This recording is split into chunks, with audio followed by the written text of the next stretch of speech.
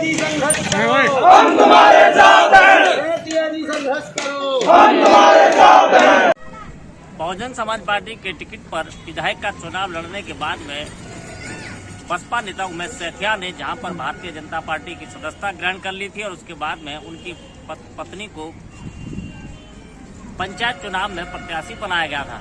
लेकिन उमेश सेठिया का आरोप यह है कि भारतीय जनता पार्टी के लोगों ने ना तो उनके चुनाव में प्रचार किया और ना ही उन्हें चुनाव जितवाने के लिए कोई प्रयास किए। इसके बाद में जब उनकी पत्नी चुनाव जीती तो लगातार भाजपा के लोगों ने उनकी पत्नी को हरा करके बसपा के प्रत्याशी को जिताने का काम कर दिया। इसको लेकर के जहां पर उमेश सेठिया और उनके समर्थकों ने कलेक्ट्रेट पर जहां प्रदर्शन किया तो वहीं पर उमेश सेठिया ने भारतीय जनता पार्टी के नेताओं को पर जो है चुनाव हराने का आरोप लगाया। देखने वाली बात होगी कि भारतीय जनता पार्टी के नेताओं के बीच में चल रहे जूतम पैजार के बीच में क्या भारतीय जनता पार्टी की जमीन आगरा में दरकेगी या फिर एक बार भारतीय जनता पार्टी जीत का परचम लहराने में कामयाब होगी।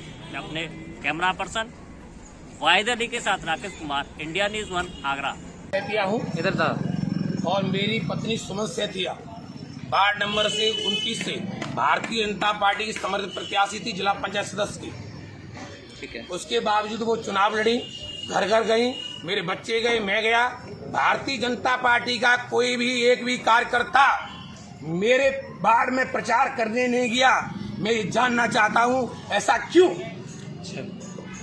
दूसरी बात, मुझे फिर चुनाव जब मेरे चुनाव आया, काउंटिंग चल रही थी वार्ड नंबर टेबल नंबर 3 पे और रात के 12:30 बजे 50-50 की गड्डियों में 65 वोट निकले। वो मैंने जाके पकड़े थे रसूलपुर ग्राम पंचायत की टेबल नंबर 3।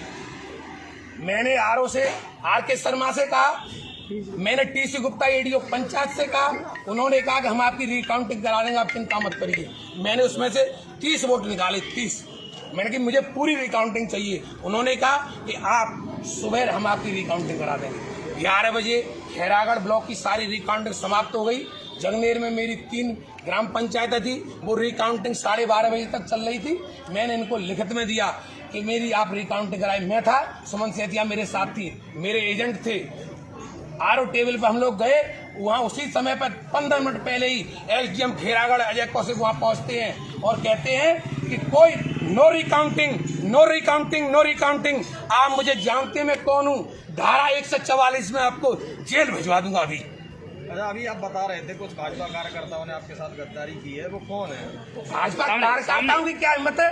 भाजपा के यहाँ पहले जो सरकार पहले भाजपा सराय यहाँ जिले पे उन्होंने मुझे जानबूझ के हराया। अभी सर किस वजह से वो सब पता चल जाएगा। शीर्ष नेतृत्व की सब जानकारी में, माननीय मुख्यमंत्री जी की जानकारी में, माननीय सुनील बंसल जी की जानकारी में, क्षेत्रीय अध्यक्ष जी हमारे माहेश्वरी जी की जानकारी में, पूनम बजाज जी की जानकारी में, नरेंद्र सकरवाल जी की जानकारी में, जिला अध्यक्ष की जानकारी में, पूरे सभी लोगों की जानकारी। क्या चाहते हैं, रिकाउंटिंग कराई जाए या फिर क्या कहते हैं? और आप देखिए, बड़े तजुब की बात मैं समझ रहा हूँ, उन 51 वार्डों में से, बड़े सोच की और शर्म की बात है, 51 वार्डों में से किसी को प्रमाण पत्र नहीं दिया गया उस दिन बसपा के कैंडिडेट को। लेकिन सर आप बीजेपी से खड़े हुए हैं, बीजेपी के तमाम अधिकारी रात को यहाँ पर प्रमाण पत्र दिलवा रहे हैं, लेकिन फिर भी आप आरोप लगा रहे हैं। आप सुन तो लीजिए, ये तो कल दिए सारे लोगों को।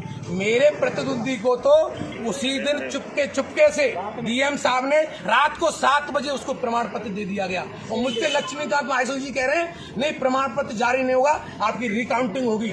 और मेरी रिकाउंटिंग नहीं कराई चुपके से। अगर भाजपा के किसी कैंडिडेट को प्रमाण पत्र दे देते तो मैं मान लेता।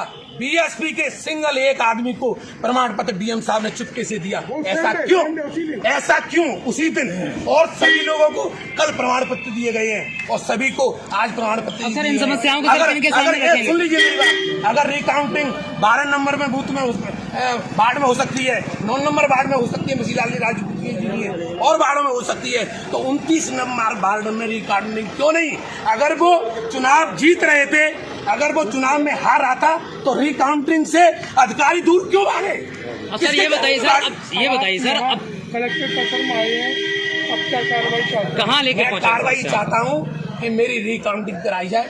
मैं मुख्यमंत्री महोदय को संबोधन ज्ञापन मैंने आज डीएम साहब को देने आया हूँ। जब तक डीएम साहब मेरी बात नहीं सुनेंगे मैं यहाँ से जाऊंगा नहीं, ये मैं तय करके घर से आया हूँ। अगर डीएम साहब मेरी बात सुनते हैं और मुझसे कहते हैं, आश्वस्त करते हैं कि मुझे न्याय मिलेगा, मेरी रिकाउंटिंग होती है तो मैं जाने के लिए घर तैयार हूँ। मुझे किसी तरह की कोई आपत्ति नहीं। अगर रिकाउंटिंग होगी निश्चित ही सुमन सेतिया 29 नंबर वार्ड से चुनाव जीत रही है 450 वोटों से। भाजपा शीर्ष नेतृत्व का क्या कहना चाहेंगे सर? उनका सपोर्ट है आपको या नहीं? बहुत लंबा हो रहा है। एक बात सुनिए कि मैं उस पर भी आना चाह रहा हूँ। आप सुनिए, हो सकता है सुमन सेतिया उमेश सेतिया झूठ बोल सकते हैं चार्ट में, ठीक है ना। और भी यहाँ प्रत्याशी आए हैं, उनके भी पास चार्ट हैं, उनके चार्ट चेक करिए ना कि मैं कितने वोटों से जीता हूँ। और सुनिए, आपसे सवाल का ये जवाब दीजिए, आप बीजेपी से खुद लड़े हैं तो बीजेपी के अधिकारियों पर आप आरोप लगा रहे हैं, उनका कैसा रवैया है? वो आपके सपोर्ट में है या नहीं? अधिकारियों पदाधिकारियों के पदाधिकारी, मैं कह रहा हूँ पदाधिकारियों ने तो मुझे हराया है ना। अब क्या कहूँ मैं आपसे, बताइए ना। पदाधिकारियों ने बीएसपी के कैंडिडेट को प्रमाण पत्र दिलवाया डीएम साहब से, कह के क्या ताकत है। अब ऐसे में क्या करेंगे सर? कहाँ पहुंचेंगे? पदाधिकारियों को मैं ये कह रहा हूँ, अगर मेरी गलती है तो शीर्ष नेतृत्व मुझे दंडित करे। अगर इन लोगों की गलती इन्होंने की है, अगर गद्दारी की है, अगर सुमित सेतिया को हराया है, तो शीर्ष नेतृत्व से मैं आह्वान करता हूँ, अनुरोध करता हूँ कि इन लोगों के खिलाफ कार्रवाई की जाए। ठीक है। ये मेरी मांग है और तब तक ये मेरी मांग पूरी नहीं होगी। उमेश सेतिया दिन रात भर से कह के आया है कि मैं अब तुम्हारे घर का नहीं उठाएंगे नहीं।